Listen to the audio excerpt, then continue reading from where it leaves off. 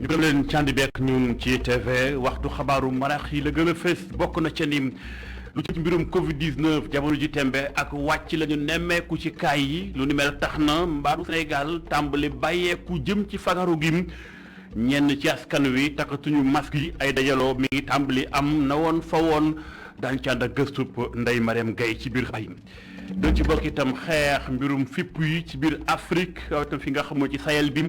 Afrikajom Alioune Tine ak ñi mu àndal gis ni jot na réew yi Sahel yi soppi doxalin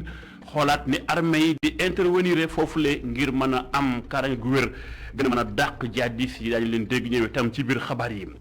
dana ci bokk itam lu jëm ca marché ay doomu Afrique di fay yeewoo ci lu bëri waaye fan yi moom soppeeku am na ñàkkum kaaraange la fa nemmeekum fukki fan ak juróom mi ngi nii ay nit ñu bari lan fa daal di songu ñenn sax dem ba ñàkk seen bakkan ba ca mujj mooy benn Gambien ak benn doomu réewum Sénégal bu tudd Mamadou Ndiaye daañu dégg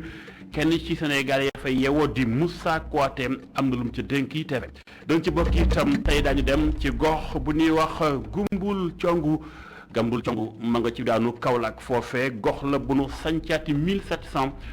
lu ni mel tax na ba ñu jàpp ni fi mu toll ni tembe aaja na càmbar dëkk bu ëmb taarix la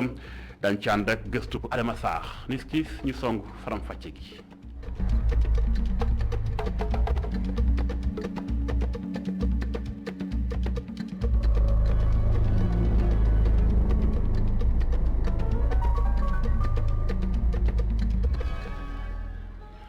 ñu gërëm leen cànd bi ak ñun ci TV tàmbali faram fàcce xabaaru marax yi ci mbirum tàggat yaram afro basket ba ma ngay am ca fee nga xam moo di Kigali Sénégal du bu njëkk sàng daal dinay bàcc yu am solo ñi di waa Uganda am juróom-ñeent fukki pañe ak ñett ci juróom fukk ak juróom la Sénégal dóor Uganda yi waaye jàppale ni muy performance bu am solo waaye nag ci gaynde yi am na ku ca ràññeeku bokk na ca Branco Badio mi nga xamante ni bi jot na wone boppam ak ay naataangoom Sénégal nag dana jongante ñaaxeel bi jonganteem ajjuma incha allah digganteem ak Soudan lay doon maanaam Soudan du Sud lay doon daañu toppaat moom leen mbir incha allah ca na mu gën a yaatoo.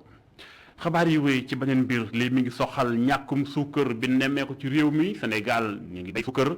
am na tam usine bu ko fi nal kon naka la mën a manqué ci réew mi jaaxal na commerçant yi ak tam ñuy jëfandikoo suukar si. li ñu xamle mooy jaaxle am na te fi mu toll ni njëg gi mi tàmbalee yokku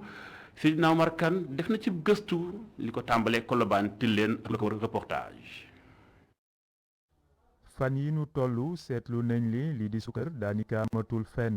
lu ni mel sabab coow lu bëri ndax ñépp ko yittewoo yore boutique fi ci Point E jaaykat bi di fësal aw naqaram. metti na lool nag ndax depuis ñu Tabaski ba léegi kenn mënta am suukar.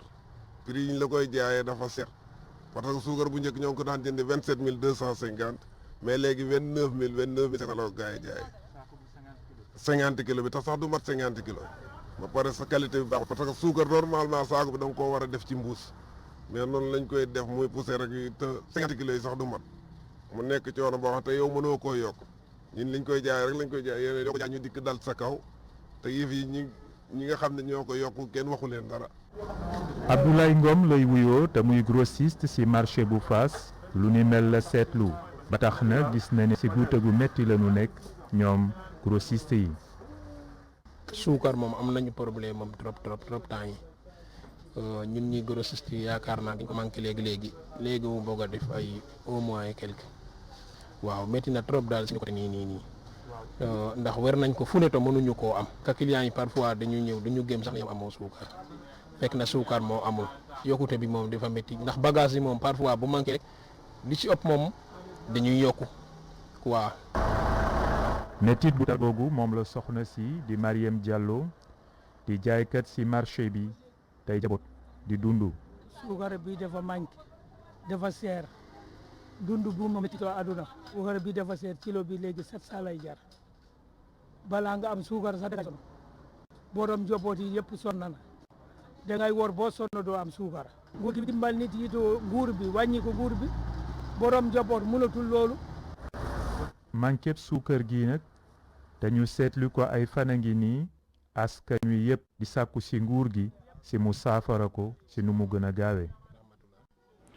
mu doon reportage Abou Teddy Sow duggoon ci commerçant yeeg consommateur yi wala seen naxaru xol ci li xew ci ñàkkum suukar ci Sénégal am usine bu fi nal suukar si ñu ko fiy bay itam dañ toppal yooyu mbir incha allah ci na mu gën a yaatoo xabaar yi wuy ci beneen mbir fu am nux-nux tey ji jàppale ni hôpital bi nduppee Albert Royer foofee tey nux-nux am na fa ña fay liggéey ñu xëy banque seen ay loxo toogaanum ñaxtu wala seen naxaru xol lu ko indi mën nañu kër ga na muy doxee dëppul ak yoon lu ci bari doxul waaye itam àqu ña fay liggéey ñu ngi koy fal bépp anam li moo tax seen boolu mu ñu kaay fees kenn ci ñoom kàddoom jib na ñu ngi ko duppee Yaya Jeeju lam ca dénk mi ngi ma xam Njaay. hôpital bi ci boppam daa nekk ñun gisuñu suñu bopp ndax madame la directrice bu mu fi nekkee ñeenti at yëpp daa nekk même point de revendication yi la ñuy wax te boobu ba léegi mosuñu sax am protocole d'accord bu nga xam ne bu ñu xaatim entre ñun ak direction lu dul ay dilatoire rek la fi nekkee ñun nag dañoo sonn ci loola duñu dellu gannaaw mukk ci lu jàpp te yaakaar nañ ne force reste donc au travail ci point yi nga xam ne yooyu la ñu gën a soxla fu mu nee nii daar mooy ci wàllum recrutement personnel Albert Royer ndax recrutement boobu noonu am na li nga xam ne ñun gis nañ ko te duñu ko nangu tey duñu ko nangu ëllëg ndax boobu woon proposé woon nañ ko mu defal une commission mixte de recrutement bi nga xam ne dina ci am partenaires sociaux plus l'administration ñu def de façon li nga xam ne lu leer ñu teg ko ci table bi ñëpp xam ne am na transparence amul ay du jaaj ci biir recrutement boobu ba léegi gis nañ ne ndaw si bu mu fi nekkee ba léegi recrutement yi affaire ay njuuj jaaj kese la ci def am na ay vacataires yi nga xam ne ñu ngi ci hôpital bi depuis 2010 mu leen fa ñukk di recruter ñi nga xam ne par exemple 2021 bii lañ ñëw wala 2020 xam nga 2020 beneen wàll mooy dañu boo ba léegi aussi xam nga kuy liggéey ku ne da ngay ñaan yàlla aussi avancé ñun boo ba léegi suñ amuñu benn avancement ci biir prime yi yokkaluñu dara donc loolu bëgg nañu aussi wax ci donc vacataires yi sonn nañu trop ci hôpital bi te lu ci ëpp ci liggéey bi ñoom ñoo ko mu doon Yaya Jeeju mooy coordonné intersyndical bi am ñu liggéey cëm hôpital nduppee Albert Royer xabaar yi wuy ci beneen mbir fii tam ñaxtu lam bànqaas bi ëmb muy ab collectif bu ëmb ay médecins pharmaciens juristien waaye itam ñi nga xam ne dentiste ñoom ñëpp nañu dañoo am seen naxaru xol fi ñu toll tembe nañu li ñuy laaj nguuru Sénégal mooy seen ak xeetu ko ndàmpaay li seen i bursum waaye itam ci wàllum spécialisation bi nañ ko fay ndàmpaay gi tam jëm ci bu nekkee ci dëkku kaw yi liggéey ban fay def loolu lépp nañu dañu leen ko joxul li moo tax ñoom it ñu seen bool bu ñu kaay fees ñoom nar a xëppati ñetti fanu bankum loxo ndax xeex bi day teng dañ cee xëy wootam ndaje moo xamante ni bii maam seen baw fekkee na ko reportage. kuréel bu ëmb médecin pharmacien ak chirurgien dentiste yi nag fas yéene nañu amalaat ñetti fanu grève ginnaaw ñaari fan yi jàll bu ñu sukkandikoo ci ñoom seen janoo ak ministère de la santé et de l'action sociale demeewul noonu. donc ci résumé ministère de la santé indiwul saafara ci motivation hospitalière ak prise en charge médicale effective des DES mu nekk ñaari poñ yoo xam ne amul négociation on ira jusqu'au bout et il faut ñu indi ci saafara lu mu gën a gaaw sinon on continuera ce combat jusqu'au bout moo tax. tey décrété nañ 72 heures renouvelables c'est assemblée générale samedi lay doon devant le ministère de la santé. waa commerce nag ñu ngi ñaxtu ngir ñu fay leen lii di seen bourse ak seen allocation yu stage rural ak yeneen ak yeneen. motivation hospitalière bi nga xamante ne moom la texte yi wax ñu ne recette hôpital bu nekk 25% bénéfice yi dafa war a dellu ca ñàkk liggéey. ñun ñu jàpp ne suñ consulté 80% ci statistique médecins yi ci biir l'hôpital public du Sénégal muy ay Dantec CTO hôpital Pikine Dalal Jamm Diamniadio et cetera ak région yi xaalis boobu warul dem ci ñeneen te dee si bokk ñu ci dafa nekk injustice bu commencé yàgg te dafa tay nag dafa doy. yii les docteurs en spécialisation ñoo ngi woo seen professeurs yi ak corps médical bi yëpp ñoom nag fas yéene wuñu benn yoon dellu ginnaaw. suñ demee faculté ñu ne ay étudiants ngeen wala ay stagiaires ñu ne leen faw ñu def kayit bu tënk la ñun ñooy ñan loolu mooy statut des médecins ñun nag laaju ñu statut bi pare dañoo ne nañ teg tànk bi njëkk pour ñu def statut ma ñu convoqué ñëpp ñi mu concerné muy les ministères concernés santé enseignement supérieur finance les syndicats ak ñëpp ñu waxtaan pour mettre en place le statut parce que statut bi moo mën a régler yenn jafe-jafe yi notamment la question. leneen lu COMES di ñaawlu mooy question congé de maternité yi ñoom nag jàpp nañ ni pour indi ay saafara ci biile problème faaw réunion am yile docteur en spécialisation pare nañu lool te fas yéene wu ñu dellu ginnaaw tant que ñu bëgg amuñu ko. maam seen bu baabu jaajëf xabaar yooyu ba tey ak mbirum Covid 19 ci Sénégal ñu koy nemmeekum la ñu gis tey jii ñenn ci ay Sénégal xëy na ñu ngi tàmbalee bàyyeeku ndànk-ndànk bi ñu yëgee ni yenn kaay yi mi ngi tàmbalee wàccim takkum mbuuka yi ñu bari defatuñu ko moo ne teewul kaay ba léegi mi ngi feeñ tey ji lu néew am na juróom-ñetti nit yu génn àddunaam toll ci téeméer ak ñaar fukk ak juróom-ñeent ci ay nit am nañu feebar bi ñeent fukk ak juróom sonn ba nekk Sowétas mu ne teexul ñu bari tàmbali bàyyi wàllu guddi mel li moo tax Ndeye Mariam Gaye dugg ci yenn mbéj Ndakaaru yi gisee ak askanu reportage. li ñu seetlu ci jamono ji mooy sénégalais yu bëri dañoo tàmbale bàyyandiku rawatina ci takkum masque yi. loolu nag nekk ak xaru ci ni ko Ndeye Amy gisee moom mi nag ne du bàyyi mukk li nga xam ni mooy mesure barrière yi même su fekkee vacciné wu na. vacciné wu naa ba pare damay laal sama gel takk sama masque pour mën a protéger sama bopp protéger sama njaboot ñi mag ñi dëkk ci biir kër gi ak xale yi dëkk ci biir kër gi waaw loolu daal la xalaat ne mooy solution bi. mu ngi ñaan sax nguur gi ñu gën a moytu ni ñuy waxee ngir bañ a ñaax askan wi ñu gën a bàyyandiku. ñu wax tamit état mu jël responsabilité am parce que nit boo ko sénégalais boo waxee luy dalal xelam rek moom foog na ne feebar bi jeex na bu boobaa day bàyyeeku te fi mu nekk bàyyeeku waruñu comme que xeex nañ xeex bi nag ba egsi fii ñoom nañ ñu doole rek. ci ni ko defarkatu dàll bi gisee lépp rek choix la kenn ku ci nekk yaay moom sa cëggal guy. si vacciné naa waaw am na ñoo xamante ne vacciné wuñ mais takkuñu masque mais am na ñoo xamante ne dèjà suñu vacciné jàpp nañ ne feebar bi dootul daal mais tamit dèjà mën nga génn si mbedd mi ndax gars yi yenn saa yi dañ naan arrêté nit ñi na la pourquoi takku masque laaj ñu ba xam vacciné wala vacciné woo moo tax tout le temps ñoom ñuy porter seen masque affaire yooyu noonu quoi ndax dèjà moo gën a wóor daal ñuy jàpp di la arrêté ngay fay. délégué de quartier bi daal di koy dëggal moom sax nee na du bàyyi mukk gel bi rawatina masque yi même su fekkee sax vacciné wu nga moom mi nee na xeex bi dañ ko war a wëyal ba mu jeex. ba vacciné wu naa mois d'avril ak mois de juin AstraZeneca loolu erreur la ñun ñëpp vacciné wu na ñëw takk seen masque loolu mooy yoon parce que feebar baa ngi fi ba léegi te dañ ko bàyyi ak ñun kon nag bu fekkee feebar nekk ci dëkk bi nañu fagaw moo gën.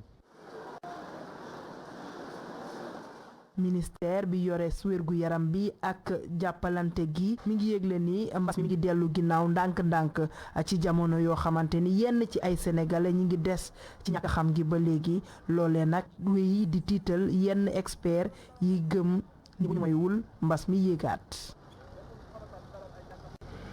Ndeye Mariam Gaye jaajëf xabaar yu wéy lii mi ngi soxal kaaraange ci Afrique sowu jant waaye itam li nga xam mooy réewi Sahel yi Sénégal ma nga ca biir bi ñu seetloo ni ay jihadistes ñu ngi tàmbalee lëmbe gox bi lu ko tàmbalee Burkina Faso Mali jàpp Niger ak Nigéria ñi di waa Tinki Tank di Alioune Tine ak ña mu àndal ci Afrika jom jàpp ni jamono ji tembe jot na ñu xoolaat doxalin bi ci wàllum soldat si intervenir ci gox yu mel rawatina bi ñu tàmbalee xalaat naan ñi di waa Tchad daañu tàmbalee wàññi seen i soldat ñoom di ay soldat yu miin lool wàllum suuf ak désert lu ni mel na ñu jàpp ni kon aajanam ñu am ay pexe ci loolu moo tax ñu gën bataaxal bu dëxëñ ñeent fukki xët ak juróom lépp di ay xalaatin jàpp ni bu ko Afrique defee daañu mën a dàq jaddi si ñu gën ci biir Afrique ñu xuus ànd caak reportage Mouhamadou Dieng. réewu Sénégal dafa war a sóob ay loxoom ci lu xeex jihadisme ci Sahel loolu bokk ci ay xalaat yu Afrikajom Center joxe ci rapportam bii ngir xeex jihadisme ci wet woowu ci Afrique faaw ñu tëggaat l'armée ba ak na muy xeexee. tey dafa jot Afrique ci boppam am stratégie boppam Afrique ci boppam am armée boppam donc il faut que ñu xalaataat suñu armée yi ak xeex bi ngay xeex ak li nga xam ne mooy Samba Boy que muy Nigéria que muy feneen solnal nañu état africain yi bu baax foog ñu xalaataat suñu armée yi nan la ñuy xeexee ak Samba Boy yi nan la ñuy nekkee benn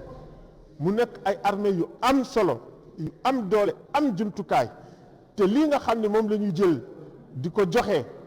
ay Nations Unies di ko joxe ñu jox ko ñi nga xam ne ñooy africains yi dem xeex ak ñoom ci fi ñu war a xeex ak ñoom. réew Tchad ne dana rocc juróom benn téeméer ci ay soldaam yu fa nekkoon doon fa amal xeex bu am solo waaye dogal boobu bu anto Afrikajom Center jàpp ne mënul ñàkk a jur ay conséquences. Tchad ngi ni fii ñu wax Liptako Gourma foofu la yëf yi gën a tare foofu la ñuy rey foofu la ñuy dóore foofu la ñuy enlever foofu moo la am lu fepp état yëpp jetti état yëpp foofu la ñu am ay problème te Tchad dañu gagné seen soldat ci xarañ ci xam aussi nan la ñuy xeex ci biir désert bi 600 yi bu ñu demee maanaam dana indi aussi ay jafe-jafe yu metti kooku moom kenn mënuñ ci tëj suñu bët. diiru fukki at Sahel di dund fitna bu metti mu ànd ak bekkoor ak xiif gu tar Afrikajom Center fësal ñeent fukk ak juróomi recommandation yu mu jàpp ne bu ñu ci jaaree fitna ga mën na dakk. Mouhamadou Dieng kàddoom jot naa jiib moom Alioune Tine jëm ci génn àdduna ci seen Abraham mi dawoon làqu ci biir Sénégal ca faatu ci démb ci kaso bi wala sax ci hôpital lu ci mën di doon jàppale ni doon nañu xalaat ni jàmm mën naa di si wàcc réewum Tchad te mooy ñu war a waxtaan ci seen biir lu nduppee réconciliation nationale waaye tey bu defu ndànk xajam-xajam mën naa am ndax it seen abré dem na la ko jiitu Idriss Déby ma fa nekkoon tamit génn na àdduna kon ana yan kilifa ñoo war a dox boobul tànku jàmm dina doon lu xajam lool lii di Alioune Tine ma ngay faram fàccee. ni ma xamee relation Tchad ak Sénégal mu mun a indi ay problème diplomatique gaw ma loolu li am ba des nag mooy tey ñu ngi naan moom fan lañ ko denc dama gëm ne lii nga xam ne mooy njaboot gi xam ne ñoo nekk ak Hissène Habré ba muy génn àdduna ñoom li ñu war a wax loolu la état bi war a téye waaw li ñu war a wax ñoom dañu bugg Hissène Habré ñu denc ko fii ci Sénégal nañu dégg seen kàddu ñu denc Hissène Habré fii ci Sénégal. mi ngi noonu Alioune Tine doon yëkkati kàddoom ci fu nu war a denc ki nga xam moo di kon Hissène Habré ak xëccoo gi tàmbale am ci njabootam ak soxnaam kenn ku ci ne ak la nga jàpp daañu toppal moom mbir ca num gën a yaatu ba tey Hissène Habré ak faatoom ca ëllëgu Tchad ak it avenir ba luñ ci mën a xaar lu mën a jur tam ci ay jafe-jafe ndax fi ñu toll ni Tchad ndax na kilifa dana fa néew lool ak fi xeex ba xëccoo ba toll professeur Bakary Samb moo jiite institut Tombouctou moom ci boppam doon na ci amal waxtaan moo ko Alassane Samba Diop ñu ànd kàddoom ak Ndeye Mariam Gaye. Hissène Habré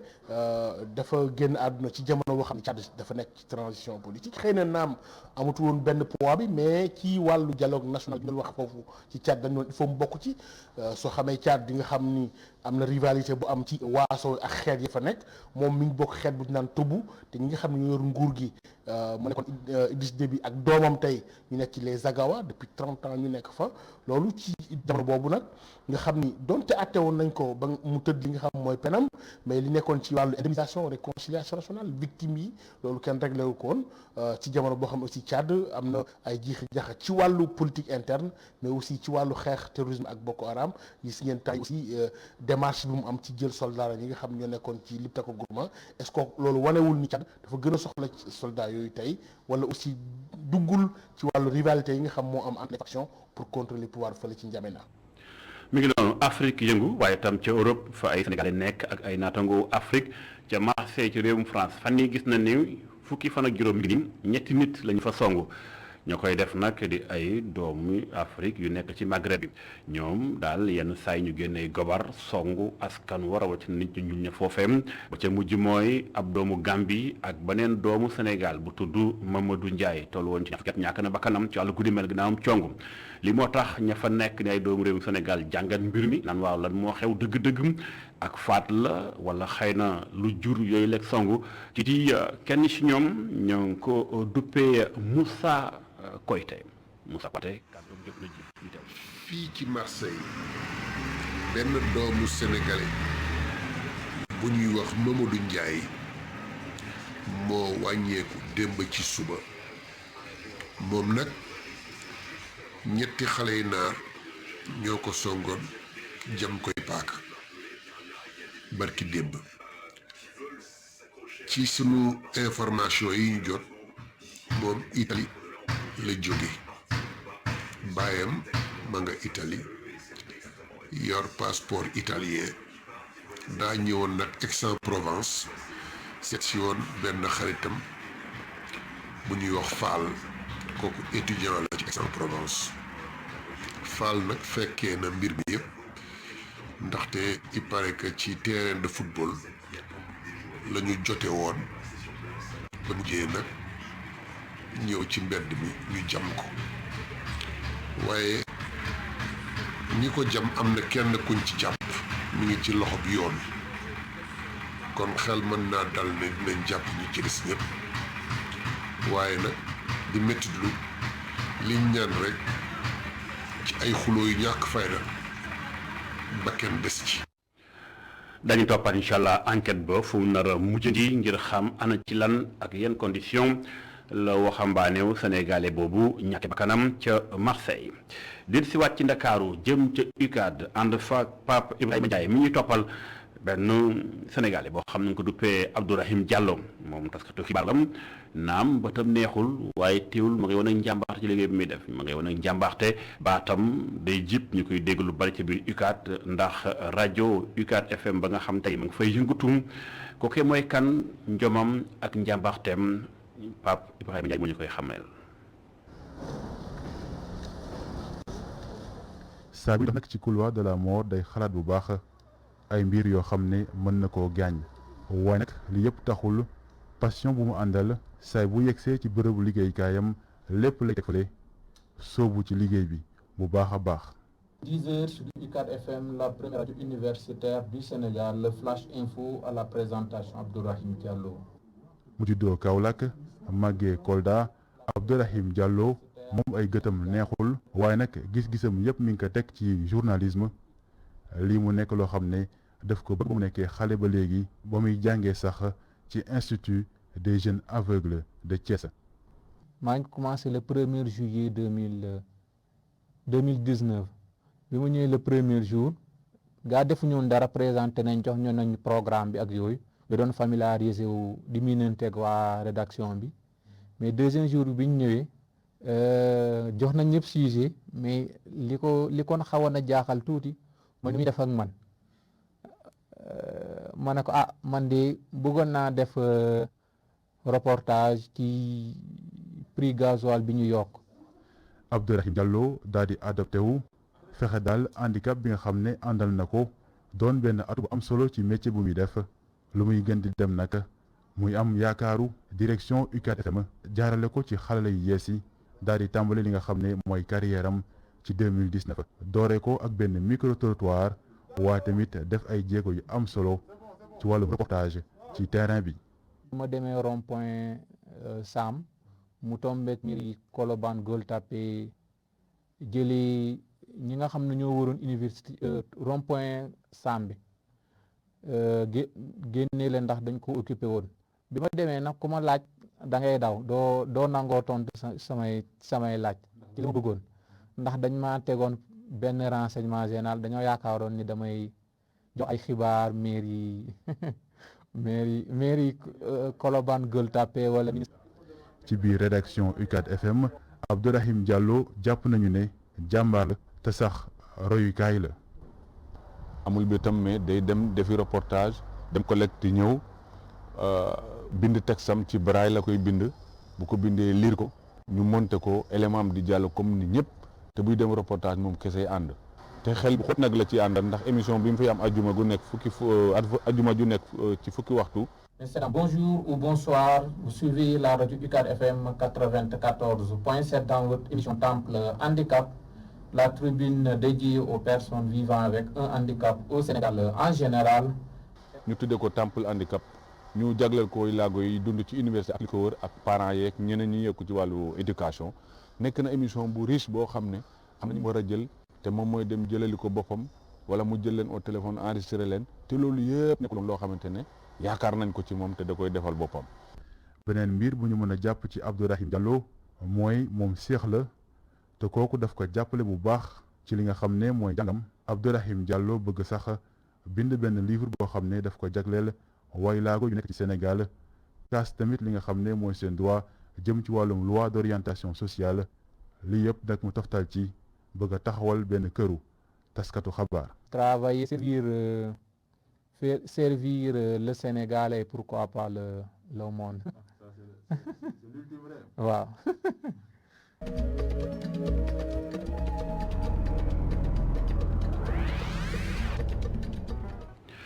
jaajëfal ko xuus nañu yegg nañ ci li nga xam moo soxal découverte mooy gox ba leen di xamaleel tey jii ñu nga jëm ci Saloum war a wàcc dëkk bu ñuy wax Gambul Congu ma nga ca région bu Kaolack Ndangan waaye nag gox boobee gox la bu nu sanc ay ati at boobu ak léegi dëkk bu am taarix la mu làmbit bari na waaye na fa yoon wa jaare tax na gox ba it accident bari na fa lool ñu jàpp ni jot na état dimbali leen ñu xuus ànd faak correspondant su Adama Sarr. dëkk bi le nag ñu ngi ko sanc si lu jege atum 1700 fi le nag bari na ay taarix yu fi nekk bokk na ca garabu benn bile. Samba Suba Sarr moo ko sënc mu ngi dëkk kawoon waaye néeg ndeyam ñu ngi ngooj dafa tëdd guddi ci niñ ma ko nettalee parce que histoire moo doy waar niñ ma ko nettalee mu ne dafa toog gént ñu ne ko yow sa dëkk mooy ci garab yu am mbul muy garab yu am ay ween mbul bu am ay ween mu yéeg fosam ndax jamono boobu fos moo am dox ba yegg si fi bi mu fi ñëwee mu fekk fi ay pël yi nag wax dëgg ak yàlla ki fi njëkk fàtte naa tur bi waaye ñoom sama tuuti la noonu laa ko mën a expliquer ma wax kenn rek ci biir famille am bi mu ñëwee mu fekk leen fi woon leen ne moom kawoon la jóge waaye béykat la te comme ay naga fi ne il faut ñu jéem a waxtaan ba seet comme nangul nañ ko dëkk bi nan la ñuy def bu dëkk. moom dëkk bi nekk dëkk bu naat. dëkk bu bëri ndox. te jege géej gi. mu commencé di exploiter géej gi di exploiter suuf si. suuf si nag seen exploit li ci gënoon a bëri. guyaab la woon ak tamaate. ñu dem ba ci kanam ku ñuy wax Congu Jaag. jóge Ndar ñëw fi. yàlla dimbale woon ko mu nekk borom alal indaale fi ay moyens introduire ci nit ñi nag jël ndimbal jàpp nekk ndimbalu dëkk bi nga xam ne léegi lu fi nit béyoon moom moo ko doon transporter di ko yóbbu léegi nag pour nit ñi gën a mun a xamee gàmbul yi ñu mujj sase ko muy gàmbul Congu benteñ bi nag tey la gën a naat te fi la ko Samba Suba fekk ci dëkk bi le nag ñi di ndaw ñi farlu nañu lool ndax nag daal di nañ taxawal ay kuréel yoo xamee ne lañ ci jublu moo di suqali seeni gox. parce que suñu ASC léegi dafa gën a vaste nekkatu si côté sport kese parce que kese côté sport boo ko defee ba kese jeunes yi kese ñoo fi nekk ñun suñu ASC day jël ay tool di koy béy pour am quelques sous quoi am moyen financier mais non seulement su moyen financier ASC bi si ut mais ASC dafay jàppale waa dëkk bi. bu loolu yëpp weesoo nag bari na ay jafe-jafe. bokk na ca accident yu bari yu ñu nemmeeku ci li nga xam ne moo di tali bi ñoom nag ñu tiit ci seeni karange ba tax ñuy ñaan ay doo daan. accident yi bari nañ ci dëkk bi surtout Gambul li ko mën a dindi nag mooy état jàppale ñu ci doo daan puisque aussi boo xoolee Dakar ba Fatick ba Gandiaye doo daan la mais de Gandiaye ba Kabatoki amul doo daan. Gambul Congu nag am ngi bokk ci commune bu Combi nekk ci département bu Kaolack.